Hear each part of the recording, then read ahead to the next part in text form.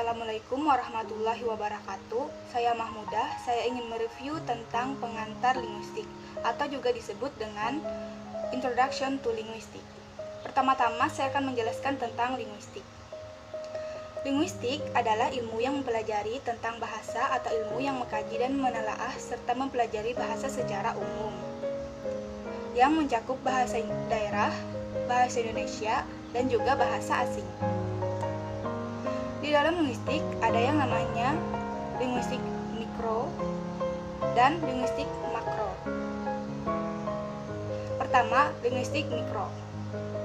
Linguistik mikro atau juga disebut dengan mikrolinguistik adalah bidang linguistik yang mempelajari bahasa dalam arti sempit, yang artinya bahasa dalam kedudukannya sebagai fenomena alam yang berdiri sendiri. Bidang ini mengarahkan kajiannya pada suatu bahasa tertentu dan struktur internal suatu bahasa tertentu atau struktur internal bahasa pada umumnya. Mikrolinguistik terbagi menjadi dua, yaitu mikrolinguistik bersifat umum dan mikrolinguistik untuk bahasa tertentu. Pertama, mikrolinguistik bersifat umum. Mikrolinguistik bersifat umum, di dalamnya terdapat fonologi, morfologi, sintaksis, atau sematik. Fonologi atau juga fonologi merupakan cabang mikrolinguistik yang ruang lingkupnya membahas tentang bunyi bahasa ditinjau dari fungsinya. Yang kedua, morfologi atau morfologi merupakan anak cabang dari mikrolinguistik yang cakupan bahasanya tentang kata dan kelompok kata. Morfologi juga termasuk menyelidiki struktur kata, bagian-bagiannya dan cara pembentukannya. Ketiga, sintaksis adalah menyelidiki satuan-satuan kata dan satuan-satuan lain di atas kata, hubungan satu dengan lainnya dan cara penyesuaiannya. Yang keempat, yang terakhir, sematik. Sematik adalah menyelidiki makna bahasa baik yang bersifat leksikal, gramatikal, ataupun tekstual dan kontekstual. Yang kedua adalah mikrolinguistik untuk bahasa tertentu. Di dalam linguistik untuk bahasa tertentu, mikrolinguistik bahasa tertentu, ada yang namanya pertama, linguistik deskriptif, yaitu pendekatan linguistik yang bertujuan meneliti dan mendeskripsikan secara netral, isolate, yang digunakan oleh komunitas tutur tertentu. Yang kedua, linguistik struktural, yaitu berusaha mendeskripsikan suatu bahasa berdasarkan ciri atau sifat khas yang dimiliki bahasa itu. Teori tersebut berasal dari pandangan-pandangan mengenai studi bahasa. Yang ketiga, linguistik historis komparatif, yaitu salah satu cabang linguistik mempunyai tugas utama antara lain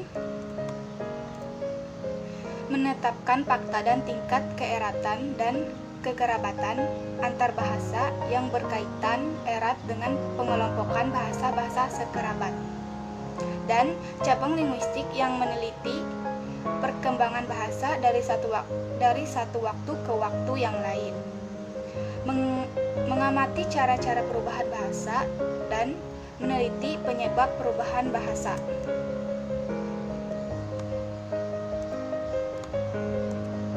Yang keempat, linguistik diakronik, yaitu menyelidiki dan menganalisis perkembangan bahasa dari masa ke masa.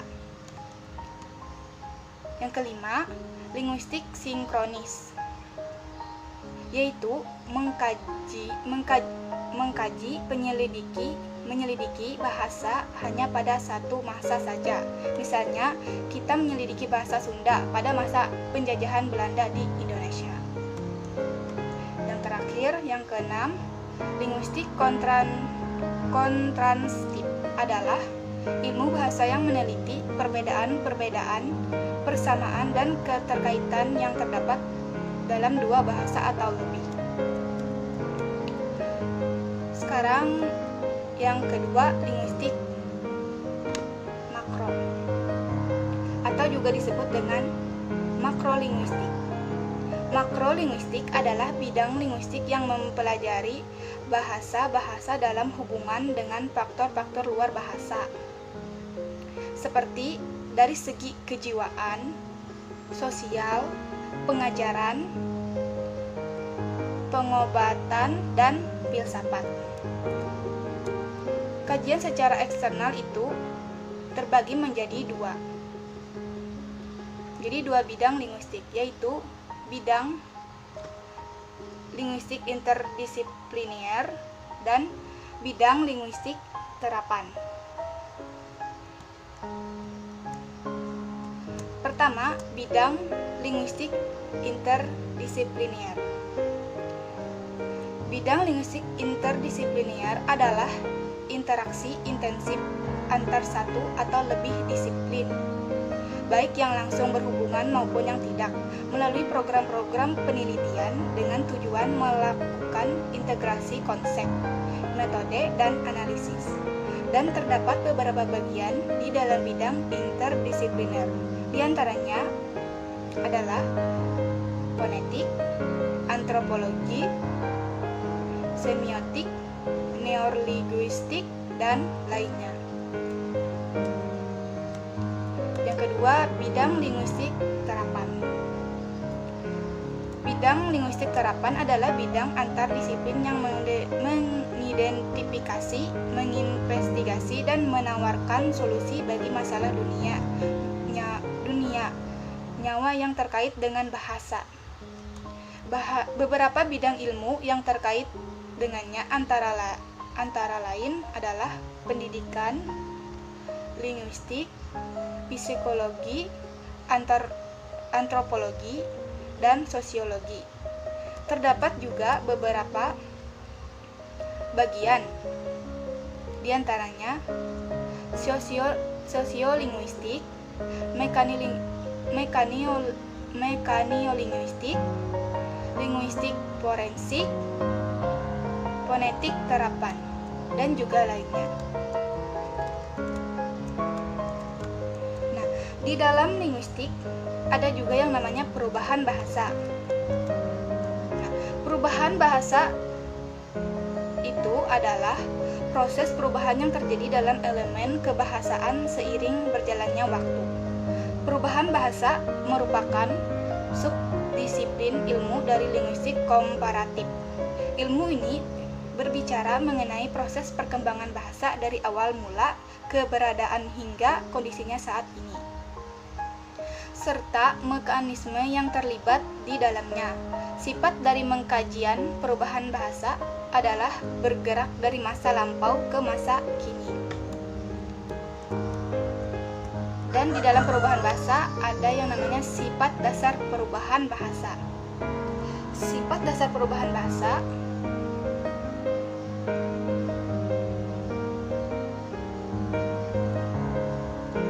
yang bersifat alami, normal, dan tak terhindarkan.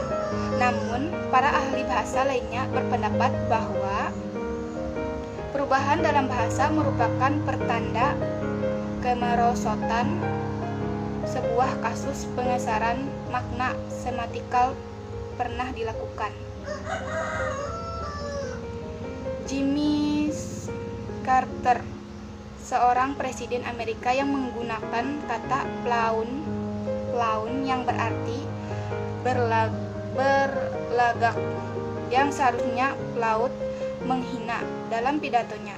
Kasus ini merupakan bukti dari pengesaran makna dan penghilangan kosakata.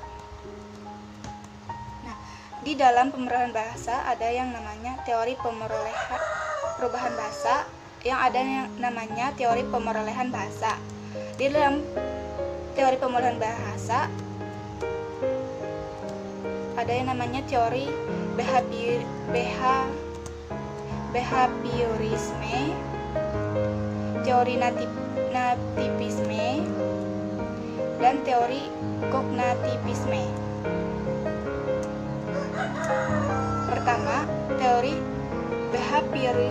behaviorisme, yaitu pandangan teori behavioristik menjelaskan bahwa bahasa akan dapat diperoleh dan dikuasai karena faktor pembiasaan.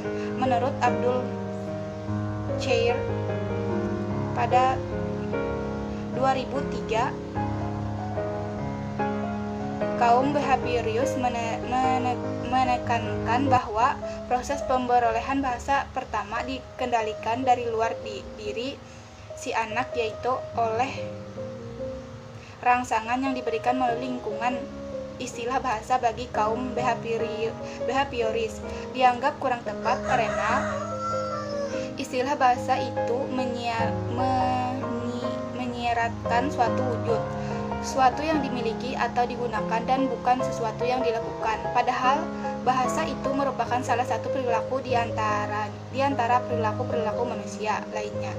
Oleh karena itu, mereka lebih suka menggunakan istilah perilaku verbal atau verbal behavior agar tampak lebih mirip dengan perilaku yang harus dipelajari. Yang kedua, teori nativisme. Teori nativisme dalam penjelasan Chair tahun 2003, pandangan teori nativisme bahwa selama proses pemerolehan bahasa pertama, kanak-kanak atau manusia sedikit demi sedikit membuka kemampuan lingualnya. Secara genetis telah diprogramkan. Kaum nativis berpendapat bahwa bahasa itu terlalu kompleks dan rumit sehingga mustahil dapat dipelajari dalam waktu singkat melalui metode seperti peniruan atau imitation. Yang ketiga, teori kognitivisme, yaitu aliran kognitivisme berawal dari pernyataan Jean Piaget tahun 1926 yang berbunyi logical thinking underlies both linguistic and non-linguistic development. Pernyataan ini memancing para ahli fisiologi kognitif menerangkan pertumbuhan kemampuan berbahasa karena menilai penjelasan Chomsky tentang hal itu belum memuaskan. Sekarang ada yang namanya di linguistik, yaitu pragmatik. Pragmatik adalah studi tentang aspek penggunaan makna dan bahasa yang bergantung pada speaker, penerima, dan fitur lain dari konteks ucapan. Terlihat pragmatik makna kata-kata dan tata bahasa yang digunakan secara sematik. Kecuali dalam konteks, dalam setiap situasi, pendengar berbagai dalam percakapan menentukan yang paling berarti kata-kata berdasarkan petunjuk lainnya yang akan meminjamkan subteks makna. Di dalam pragmatik ada juga jenis-jenis pragmatik.